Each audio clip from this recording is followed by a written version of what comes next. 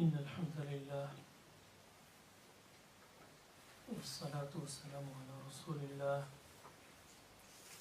أما بعد فأعوذ بالله من الشيطان الرجيم بسم الله الرحمن الرحيم فانطلقا حتى إذا ركبا في السفينة خرقها قال خرقتها لتغرق أهلها لقد جئت شيئا نمرا قال ألم أقل إنك لن تستطيع معي صبرا قال لا تؤاخذني بما نسيت ولا ترهقني من أمري عسرا فانطلقا حتى إذا لقيا غلاما فقتله قال أقتلت نفسا زكية بغير نفس لقد جئت شيئا نكرا قال ألم أقل لك إنك لن تستطيع معي صبرا قال إن سألتك عن شيء بعدها فلا تصاحبني قد بلغت من لدني عذرا فانطلقا حتى إذا أتيا أهل قرية استطعما أهلها فأبوا أن يضيفوهما فوجدا فيها جدارا يريد أن ينقض فأقامه قال لو شئت لاتخذت عليه أجرا قال هذا فراق بيني وبينك سأنبئك بتأويل ما لم تستطيع عليه صبرا أما السفينة فكانت لمساكين يعملون في البحر فأردت أن أعيبها وكان وراءهم ملك يأخذ كل سفينة غصبا وأما الغلام فكان أبواه مؤمنين فخشينا أن يرهقهما طغيانا وكفرا فأردنا أن يبدلهما ربهما خيرا منه زكاة وأقرب رحما وأما الجدار فكان لغلامين يتيمين في المدينة وكان تحته كنز لهما وكان أبوهما صالحا فأراد ربك أن يبلغا أشدهما ويستخرجا كنزهما رحمة من ربك وما فعلته عن أمري ذلك تأويل ما لم تستطع عليه صبرا صدق الله العظيم اللهم صل على محمد وعلى آل محمد كما صليت على إبراهيم وعلى آل إبراهيم إنك حميد مجيد اللهم بارك على محمد وعلى آل محمد كما باركت على إبراهيم وعلى آل إبراهيم إنك حميد مجيد حضرات محترم بھائیوں بزرگوں دوستوں سامعین و سامعات تمام تعریفیں اللہ وحدہ لا شریک کے لیے جس نے مجھے اور آپ کو اپنے گھر میں آنے کی توفیق عنایت فرمائی لاکھوں کروڑوں درود و سلام ہوں والی بطحا شافع روز جزا حضرت اقدس جناب محمد رسول اللہ صلی اللہ علیہ وسلم کی ذات گرامی پر پچھلی نشست میں بات یہاں تک پہنچی تھی کہ حضرت خضر اور حضرت موسیٰ علیہ السلام کی ملاقات ہو گئی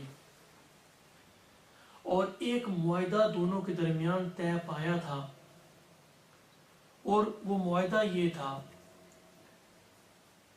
کہ حضرت موسیٰ علیہ السلام کی طرف سے کوئی سوال نہیں ہوگا جو بھی فعل حضرت خضر علیہ السلام سر انجام دیں گے اس پر کوئی سوال نہیں ہوگا جب یہ معاہدہ ہو گیا کنٹریکٹ ہو گیا اب وہ ان دونوں کا علمی سفر شروع ہو گیا اللہ اکبر اور حضرت موسیٰ علیہ السلام نے کہا تھا کہ آپ مجھے صبر کرنے والا پائیں گے اس علمی سفر اس تحقیقی سفر میں آپ مجھے صبر کرتے ہوئے دیکھیں گے اور پائیں گے جب یہ مشروط ہوگی سفر کے ساتھ تو یہ علمی سفر ان کا شروع ہو گیا اب یہاں ایک سوال پیدا ہوتا ہے کہ حضرت موسیٰ علیہ السلام علم حاصل کرنے کے لیے اس صاحب علم کے پاس پہنچے اور ان کے ساتھ ان کے خادم یوشع بن نون بھی تھے اب قرآن خاموش ہے کہ یوشع بن نون کہاں چلے گئے اس میں بہت سارے اقوال ہیں من جملہ ان میں سے یہ ہے صاحب روح المعانی نے لکھا ہے کہ چونکہ حضرت یوشع بن نون وہ تابع تھے حضرت موسیٰ علیہ السلام کے، اور چونکہ مین کریکٹر بھی وہی تھے تو پھر ظاہر ہے وہ ساتھ ہی تھے جب حضرت موسیٰ چلے اور وہ بھی ساتھ ہی چل پڑے، تو لہذا مینشن کرنے کی ضرورت نہیں پڑی۔ بعض مفسرین کا اہل علم کا خیال یہ ہے کہ یوشع بن نون کو کہہ دیا گیا کہ یہی ہمارا مقام تھا جہاں ہم نے جس آدمی کو ملنا تھا، لہٰذا آپ اپنی قوم کی طرف لوٹ جائیے، آپ اپنی مقام کی طرف واپس لوٹ جائیے۔ اللہ عالم بالصواب، اللہ بہتر جانتا ہے اس میں حقیقت کیا ہے۔ علمی سفر شروع ہوا، دریا کے کنارے خشکی پر یہ حضرات پیدل چلتے رہے، اور انہوں نے چونکہ دریا کے پار جانا تھا، اب وہاں کو کشتی تھی نہیں، تو یہ پیدل چلتے رہے یہاں تک کہ ان کی نظر پڑی ایک کشتی پر اور اس میں سواریاں بیٹھی تھی۔ جب ان کی نظر پڑی تو انہوں نے حضرت خضر علیہ السلام نے آواز لگائی، اور ان سواریوں کو بھی اور ملا کو خود بھی وہ آواز آئی اور وہ سنی انہوں نے، تو سواریوں نے کہا کہ اس جنگل بیابان میں یہ دو آدمی یہاں کیا کر رہے ہیں، اور اسے نہ رکنے کی تلقین کی، اور کہا کہ ہمارے پاس سامان ہے، ذات راہ ہے، مال ہے، ایسا نہ ہو یہ چور اور ڈاکو ہوں اور ہم انہیں بٹھانے کے بجائے خود اپنے آپ کو مصیبت جو ہے وہ اس کے اندر پھنس نہ جائے۔ چنانچہ ملا نے بھی توجہ نہ دی، لیکن حضرت خضر علیہ السلام نے بھانپ لی ان کے ارادوں کو، ان کی سوچ کو، اور پھر آواز لگائی اور کہا کہ جتنی بھی سواریاں بیٹھی ہیں اور ایک سواری سے جتنا بھی کرایہ لیتے ہو ہم ڈبل کرایہ دینے کے لیے تیار ہیں، لیکن ہمیں بٹھاؤ۔ تو وہ ملا جو تھا، کشتی والا جو تھا، اس نے غور سے حضرت خضر اور حضرت موسیٰ علیہ السلام کے چہرے پر، ان کے چہروں پر نظر دوڑائی، اور جتنی بھی سواریاں بیٹھی تھیں انہیں کہا کہ اللہ کی قسم اٹھا کر کہتا ہوں کہ ان کے چہروں پر عجیب سا نور مجھے محسوس ہوتا ہے، لہذا میں تو یہ چور اور ڈاکو نہیں ہو سکتے، میں انہیں بٹھاؤں گا۔ اس نے اپنے کشتی کا رخ ادھر موڑا، جب وہ پاس پہنچے، کرائے کی بات ہوئی، تو سواریوں میں سے چند لوگوں نے حضرت خضر علیہ السلام کو پہچان لیا اور بغیر اجرت کے انہیں بٹھانے پر رضامند ہو گئے۔ چنانچہ یہ دونوں بزرگ، دونوں حضرات کشتی میں بیٹھے۔ تفاسیر میں آتا ہے کہ تھوڑی دیر کے بعد ہی حضرت خضر علیہ السلام نے کشتی کا جو تختہ تھا اسے اکھاڑ دیا۔ اب معاہدہ کیا ہوا تھا کہ حضرت موسیٰ علیہ السلام کوئی سوال نہیں کریں گے۔ جیسے ہی اکھاڑا تو حضرت موسیٰ علیہ السلام کو بڑا غصہ آیا، اور تفاسیر میں لکھا ہے کہ اپنے کپڑے کو سمیٹ کے کہا یہ کیا بات ہے، یہ کیا طریقہ ہے، یہ شرعی بھی جرم ہے اور اخلاقی بھی جرم ہے۔ شرعی جرم اس طرح ہے کہ آپ کسی کی پراپرٹی کو اس کی اجازت کے بغیر توڑ رہے ہیں، اس کے اندر تصرف کا حق نہیں ہے۔ رسول اللہ صلی اللہ علیہ وسلم نے فرمایا کہ کسی مسلمان کے لیے، کسی آدمی کے لیے یہ جائز نہیں ہے کہ وہ کسی کے مال کو اس کی اجازت کے بغیر جو ہے وہ استعمال کرے۔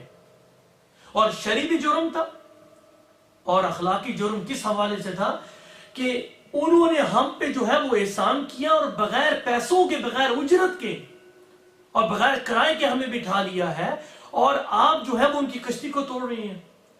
حضرت خضر علیہ السلام نے وہ تختہ جو ہے وہ توڑ دیا، اسے اکھاڑ دیا، اور پھر جو ہے وہ اسے کیل کے ساتھ جوڑ دیا، اور کوئی اس بات پہ توجہ نہیں دی جو حضرت موسیٰ علیہ السلام کہہ رہے تھے۔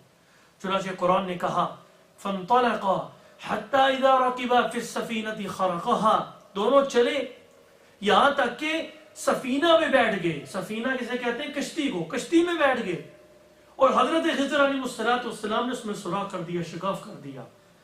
حضرت موسیٰ علیہ السلام نے کہا قَالَ خَرَقْتَهَا لِتُغْرِقَ أَهْلَهَا، کیا آپ جو ہے وہ اس سوراخ کر کے جو ہے وہ ساری سواریوں کو ڈبونا چاہتے ہیں؟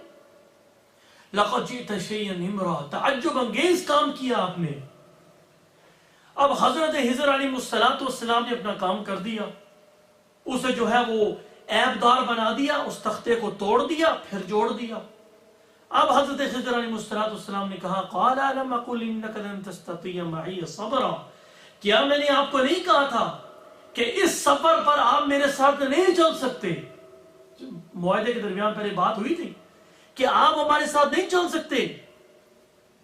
تو حضرت موسیٰ علیہ السلام کو احساس ندامت ہوئی اور کہا کہ قال لا تؤاخذنی بما نسیت ولا ترهقنی من امری عسرا، کہ آپ میرے اس بھول جانے کی وجہ سے میرا مواخذہ نہ کریں، مجھے مشکل میں نہ ڈالیں، میرے مشن کو پایا تکمیل تک پہنچنے دیجئے۔ چنانچہ حضرت خضر علیہ السلام نے اجازت دی۔ اب یہ جو ہے وہ ان کا سفر ختم ہوا، ایک مرحلہ ختم ہوا، کشتی سے اترے۔ حضرت خضر علیہ السلام نے صاحب سفینہ کو، کشتی والے کو، مالک کو کہا کہ میں نے تیری بہتری کے لیے اس تختے کو توڑا تھا، اب جو ہے وہ میں نے جوڑ بھی دیا ہے۔ اور اس نے مائنڈ نہیں کیا، اس نے شکریہ ادا کیا اور اللہ کا شکریہ ادا کیا، اور یہ لوگ وہاں سے رخصت ہو گئے۔ بعض روایات کے اندر آتا ہے کہ شیشے کا پیبند وہاں لگایا تھا، اور بعض جو ہے وہ تفاصیر سے معلوم ہوتا ہے کہ حضرت موسیٰ علیہ السلام کے علاوہ یہ جو عمل ہوا تھا وہ کھیڑنے کا تختے کو، یہ ان کے علاوہ کوئی بھی نہیں جانتا تھا، یعنی کشتی والوں کو کسی کو نہیں پتا تھا۔ اگر پتا ہوتا تو وہ حائل ہو جاتے اور یہ کام کرنے نہ دیتے۔ تو بہرحال انہوں نے بتایا اور یہ چل پڑے۔ آگے کیا ہوا کہ یہ چلتے چلتے ایک ایسے مقام پر پہنچے تو کیا دیکھتے ہیں کہ معصوم بچہ دوسرے لڑکوں کے ساتھ کھیل رہا ہے۔ حضرت خضر علیہ السلام نے اس لڑکے کو پکڑا اور پکڑ کے اسے ذبح کر دیا، اور ذبح کر کے اس کی گردن کو تن سے جدا کر دیا۔ اب یہ جرم بظاہر اس سے بڑا جرم تھا۔ اب معاہدہ کیا ہوا تھا کہ کوئی سوال نہیں ہوگا حضرت خضر علیہ السلام کی کسی حرکت پر اور کسی فعل پر۔ اور حضرت موسیٰ علیہ السلام سے رہا نہ گیا۔ جب رہا نہ گیا اور کہا کہ حَتَّى إِذَا لَقِيَا غُلَامًا فَقَتَلَهُ قَالَ قَتَلْتَ نَفْسًا زَكِيَّةً بِغَيْرِ نَفْسٍ، چلے لڑکے سے ملاقات ہوئی، کہا کہ آپ نے ایک معصوم جان کو بغیر کسی جان کے بدلے کے آپ نے مار دیا، قتل کر دیا۔ لَقَدْ جِئْتَ شَيْئًا نُكْرًا، بہت بری حرکت کی آپ نے۔ اب یہاں توجہ ہو آپ کی کہ جب انہوں نے تختہ وہ کھاڑا تھا اس وقت فرمایا تھا لَقَدْ جِئْتَ شَيْئًا اِمْرًا، کہ تعجب انگیز کام آپ نے کیا ہے۔ اور جب قتل کر دیا اس وقت ترش لہجے میں غصہ مزید بڑھ گیا، اور حضرت موسیٰ علیہ السلام نے کہا لَقَدْ جِئْتَ شَيْئًا نُكْرًا، بہت بڑی سری غلطی کی ہے آپ نے۔ کیوں کہ وہاں ہلاکت کا احتمال تھا اور یہاں ہلاکت ہو چکی تھی۔ اپنی آنکھوں کے ساتھ حضرت موسیٰ علیہ السلام اس قتل کو دیکھ چکے تھے، اس وجہ سے ترش لہجے میں بولے، سختی میں بولے، اور کہا کہ آپ نے تو بہت سری غلطی کی ہے۔ اللہ اکبر۔ قال الم اقل لك انك لن تستطيع معي صبرا۔ اب حضرت خضر علیہ السلام نے پھر وہی کہا جو پہلے سوال کے جواب میں کہا تھا، میں نے آپ سے نہیں کہا تھا کہ آپ میرے ساتھ صبر نہیں کر سکیں گے، میرے ساتھ صبر نہیں کر سکیں گے۔ حضرت موسیٰ علیہ السلام کی طبیعت کے اندر اللہ نے بعض لوگوں کو ایسی غیرت دی ہوتی ہے کہ وہ شرعی احکام کو، ان کی خلاف ورزی کو برداشت نہیں کر سکتے۔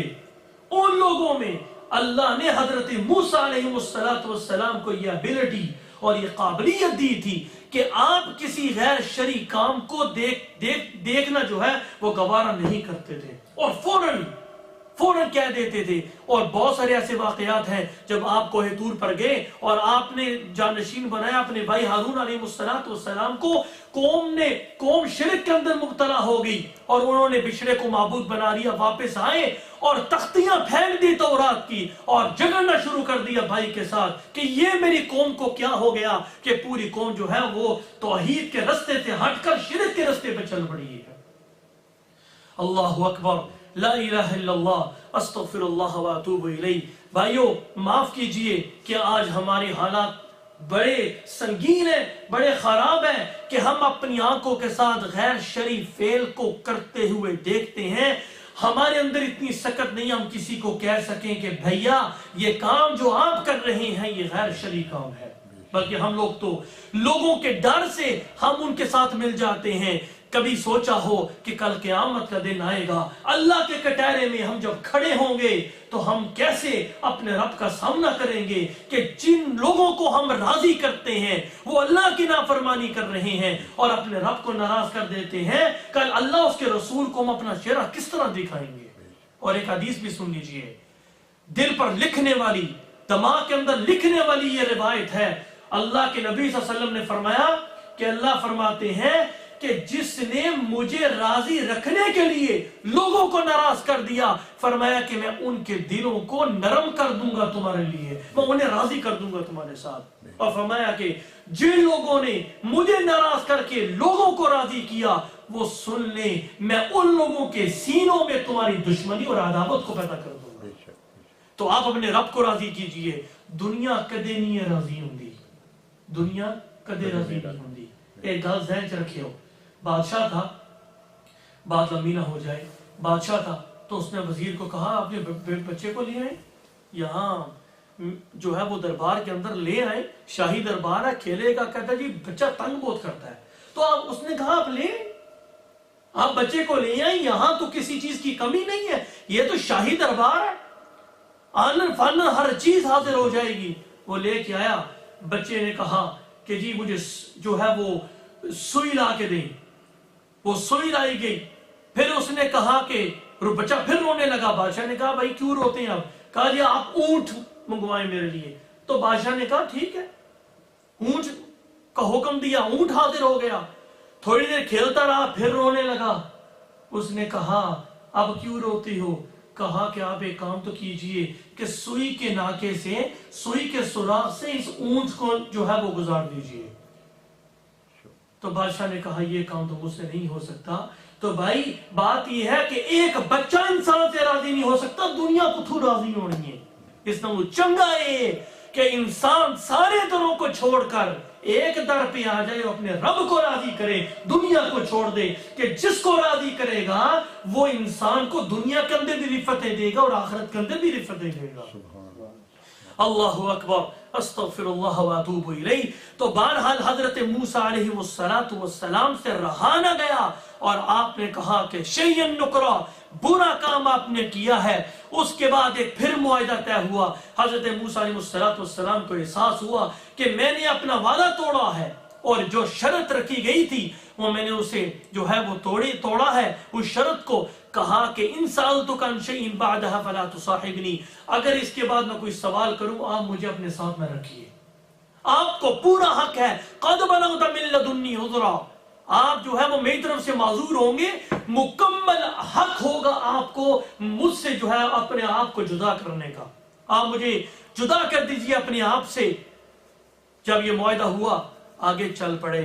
جب آگے گئے اللہ اکبر، فانطلقا حتى اذا اتيا اهل قرية استطعما اهلها فابوا ان يضيفوهما فوجدا فيها جدارا يريد ان ينقض فاقاما.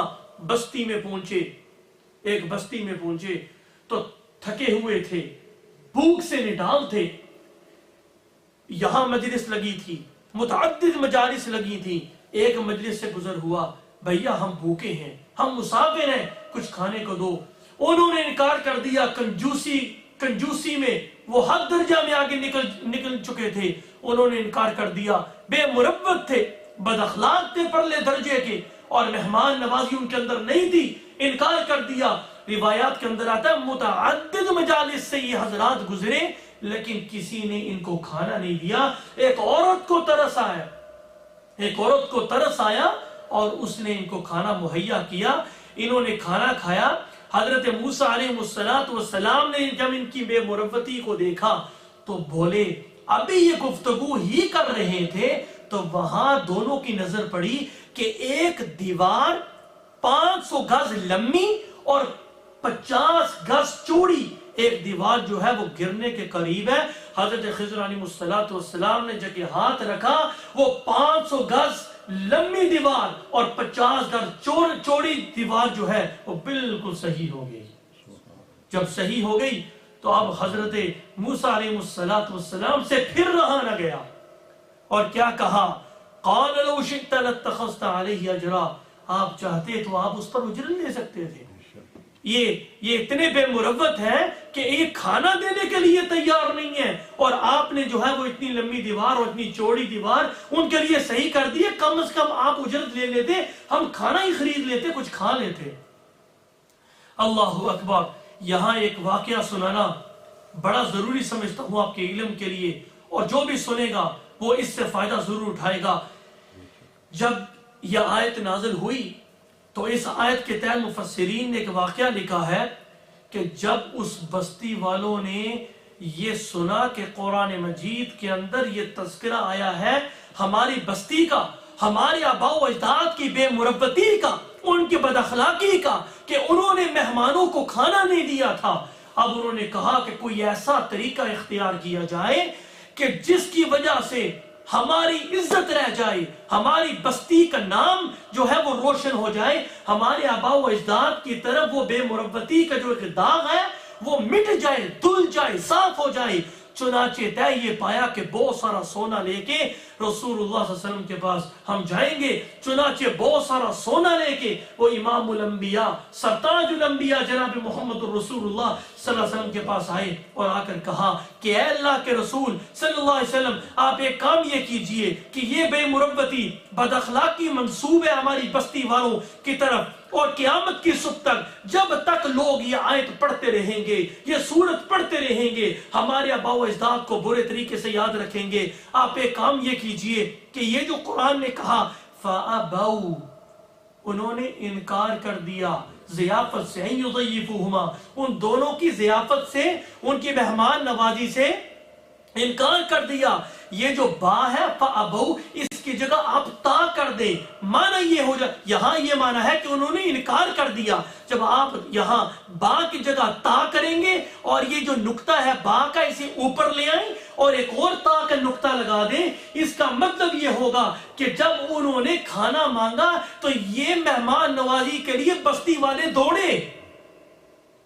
تو قیامت کی صبح تک ایک نقطے کی وجہ سے ہماری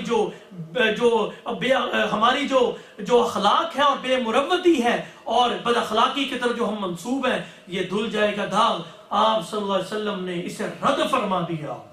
قُلْ مَا يَكُونُ لِي أَنْ أُبَدِّلَهُ مِنْ تِلْقَاءِ نَفْسِي، اے پیغمبر صلی اللہ علیہ وسلم آپ کہہ دیجئے میرے لیے جائز نہیں ہے کہ میں قرآن مجید کے اندر اپنی طرف سے کوئی تبدیلی کروں.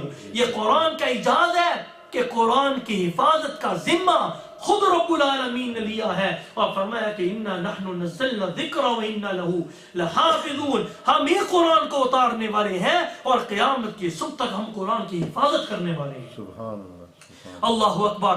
بہرحال آپ نے جب یہ معاملہ پیش آیا تو آپ نے کہا کہ قَالَ هَذَا فِرَاقُ بَيْنِي وَبَيْنِكَ، آپ نے شرطیں توڑی ہیں، معاہدہ توڑ دیا ہے، کنٹریکٹ میرا اور آپ کا ختم ہو چکا ہے، آج کے بعد میرے اور آپ کے درمیان جدائی ہے، آپ چلے جائیے. جب انہوں نے یہ کہا، حضرت موسیٰ علیہ السلام تو پہلے ہی انہیں اختیار دے چکے تھے اور بہرحال تربیت کا مرحلہ بھی اللہ کی طرف سے ختم ہو چکا تھا، تو ان کے دامن کو پکڑ لیا حضرت خضر علیہ السلام کے دامن کو اور کہا کہ جو جو فعل آپ نے کیے ہیں ان کی تعویل اور ان کی حقیقت تو بتاتے جائیے، مجھے پتا تو چلے کہ بچے کو قتل کیوں کیا تھا، وہ جو تختہ تھا اسے اکھاڑا کیوں تھا، اور پھر اس کے بعد جو دیوار تھی اسے صحیح کیوں کیا تھا، جاتے ہو مجھے یہ تو بتائیے. انہوں نے کہا سأنبئک بتأویل ما لم تستطع علیہ صبرا، جس پر آپ صبر نہیں کر سکے اس کی حقیقت میں آپ کو بتاؤں گا. پہلی حقیقت بیان کی کہ اما السفینۃ فکانت مساکین یعملون فی البحر، فرمایا کہ وہ جو کشتی تھی وہ مسکینوں کی تھی، وہ غریبوں کی تھی، اور فرمایا کہ وہ سمندر کے اندر کام کاج کرتے تھے، اور میں نے ارادہ کیا تھا فَأَرَدْتُ نَعِيبَهَا کہ اسے عیبدار کر دوں. اسے عیبدار کیوں کیا تھا؟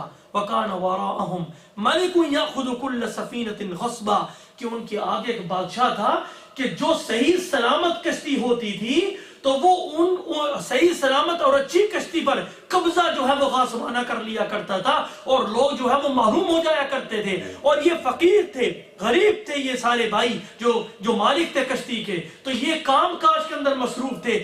اگر یہ صحیح سلامت ہوتی, آگے بادشاہ بیٹھا تھا, تو وہ بادشاہ غاصبانہ قبضہ کر لیتا اور ان کی کفالت کا کیا بنتا. آپ بظاہر ہر چیز کو دیکھ رہے ہیں. موسیٰ علیہ السلام آپ بھول گئے جب اللہ کے حکم سے آپ کی ماں نے آپ کو صندوق کے اندر بند کر کے دریا برد کر دیا تھا. بظاہر یہ معاملہ قتل والا معاملہ تھا, بظاہر یہ معاملہ صحیح نہیں تھا, لیکن اللہ آپ کو صندوق کے اندر بند کروا کے, دریا برد کروا کے آپ کی حفاظت اور آپ کی کفالت کا انتظام کر رہا تھا. اسی طرح میں نے تختہ اکھاڑ کر ان کی کفالت, اللہ کی مشیت سے ان کی کفالت اور ان کے رزق کا بندوبست کر دیا تھا. اور مزید آگے فرمایا کہ وَأَمَّا الْغُلَامُ, وہ جو غلام تھا, وہ لڑکا تھا, اس کے والدین مومنین تھے, وہ نیک تھے. فَخَشِينَا أَن يُرْهِقَهُمَا طُغْيَانًا وَكُفْرًا, ہمیں ڈر ہوا کہ وہ بڑا ہو کے جب جوان ہوگا تو وہ ان کو مجبور کرے گا طغیانی پر, کفر پر, سرکشی پر. اس لیے انہیں ہم نے قتل کر دیا اللہ کی مشیت سے, تاکہ وہ بچہ اللہ کے عذاب سے محفوظ ہو جائے, اور وہ جو ہے وہ بچہ ایسا نہ ہو کہ ماں باپ کو کفر تک پہنچا نہ دے اور انہیں ایمان سے نہ ہٹا دے. اس لیے ہم نے اسے رستے سے ہٹا دیا. سبحان اللہ. فَأَرَدْنَا يُبْدِلَهُمَا رَبُّهُمَا خَيْرًا مِنْهُ زَكَاةً, اور ہم نے یہ ارادہ کیا کہ اللہ انہیں اچھا بدل دے, اپنے ان دونوں, اللہ انہیں اچھا بدل دے, ان کا رب انہیں اچھی اولاد دے پاکیزگی میں, اور وہ مہربان ہوں. چنانچہ اللہ نے ان کو جو ہے وہ بیٹی عطا فرمائی. روایات کے اندر آتا ہے کہ اس بچی کا نکاح نبی سے ہوا, اور وہ نبی بہت بڑی جماعت کی ہدایت کا سبب بنے. بعض روایات کے اندر آتا ہے کہ ان کے بطن سے 12 نبی پیدا ہوئے, اور بعض روایات کے اندر آتا ہے کہ اس خاندان سے 70 انبیاء علیہ السلام کی ولادت ہوئی. آج لوگ بچیوں کو کتنا برا سمجھتے ہیں, ہماری بچیوں کی پیدائش ہو جائے تو لوگ کتنا برا سمجھتے ہیں. اللہ اکبر. کسی کو پتہ چل جائے کہ اللہ نے بچیوں کے وجود کو کیسی سعادت نصیب فرمائی ہے. اور یہاں میں ایک واقعہ آپ کو سناؤں. علامہ ابن کثیر نے لکھا ہے کہ رسول اللہ صلی اللہ علیہ وسلم نے فرمایا کہ خواب کے اندر میں کیا دیکھتا ہوں کہ اللہ حکم فرماتے ہیں اس آدمی کو جہنم میں پھینک دو. تو میں کیا دیکھتا ہوں کہ جیسے ہی حکم ہوا, فرشتے اسے کھینچتے ہوئے جہنم کی طرف لے کر گئے, تو اس کی 2 بیٹیوں نے اس کے جو ہے وہ دامن کو پکڑ لیا, جگڑنے لگی اور کہنے لگی مولا یہ گنہگار ہی صحیح ہمارا باپ, لیکن اس نے ہمیں بڑی ہماری اچھی تربیت کی ہے اور ہماری اس نے جو ہے وہ اچھی کفالت کی ہے. اے مولا آج اسے جہنم کی وادیوں میں ہم نہیں جانے دیں گے. تو اللہ ان کی سفارش کو قبول کر کے انہیں اسے جو ہے وہ جنت کے اندر اسے داخلہ دے دیا. سبحان اللہ. اللہ اکبر. حضرت عائشہ فرماتی ہیں کہ ایک عورت آئی اور اس کی 2 بیٹیاں تھیں, ایک کندھے پر ایک بیٹی تھی, دوسری پر دوسری بیٹی تھی. آئی اور میں نے 3 کھجوریں اسے پیش کی, کہا کہ ایک کھجور اس نے ایک بیٹی کو دی, دوسری کو دی, اور تیسری کھانے لگی تو ایک بیٹی نے اسے چھین لی. جب چھینی تو اس نے واپس لے کر اسے آدھا کیا, ایک کو دی اور دوسرا حصہ دوسری بچی کو دیا. میں یہ ماجرا دیکھ کر حیران اور ششدر رہ گئی. کہتی ہیں کہ امام الانبیاء سرتاج الانبیاء تشریف لائے صلی اللہ علیہ وسلم. میں نے کہا سرتاج عجیب معاملہ دیکھا ہے, اور پورا واقعہ میں نے بیان کر دیا. آپ نے فرمایا ان بچیوں کی وجہ سے اے عائشہ اللہ نے اس عورت پر جنت کو واجب کر دیا ہے. سبحان اللہ. یہ بچیاں تو ڈھال ہیں انسان کے لیے جہنم سے, جہنم کی آگ سے حفاظت کرتی ہیں. انہیں برا نہ سمجھیے, ان کے وجود کو سعادت سمجھیے. جب ان کی پیدائش ہوتی ہے ایک فرشتہ اعلان کرتا ہے گھر والوں ایک نازک بچی, ایک نازک جان تمہارے گھر میں پیدا ہوئی ہے, ذرا دھیان رکھیو, ہاتھ ہولا رکھیو. ایسا نہ ہو کہ تم ظلم و تشدد میں, بربریت میں, عورتوں پر ظلم جو ہے وہ کرنے نہ لگ جاؤ. اللہ تعالی ہم سب کو ہدایت نصیب فرمائے. آمین. پھر آگے حکمت بیان فرمائی وَأَمَّا الْجِدَارُ فَكَانَ لِغُلَامَيْنِ يَتِيمَيْنِ فِي الْمَدِينَةِ. فرمایا کہ وہ جو دیوار تھی وہ یتیموں، وہ دو یتیم تھے شہر میں، یہ ان کی تھی. اور فرمایا کہ وَكَانَ تَحْتَهُ كَنْزٌ لَهُمَا، ان کے نیچے خزانہ تھا، ان کا خزانہ تھا. وَكَانَ أَبُوهُمَا صَالِحًا. فرمایا کہ ان کا باپ، دونوں کا باپ کون تھا؟ صالح تھا، نیک تھا. اور تمہارے رب نے ارادہ کیا کہ جب یہ بالغ ہو جائیں گے وَيَسْتَخْرِجَا كَنْزَهُمَا، اپنا جو ہے وہ نکال لیں گے، اپنا خزانہ نکال لیں گے. رحمتاً من ربک، یا کہ رب کی رحمت ہے ان پر. وَمَا فَعَلْتُهُ عَنْ أَمْرِي.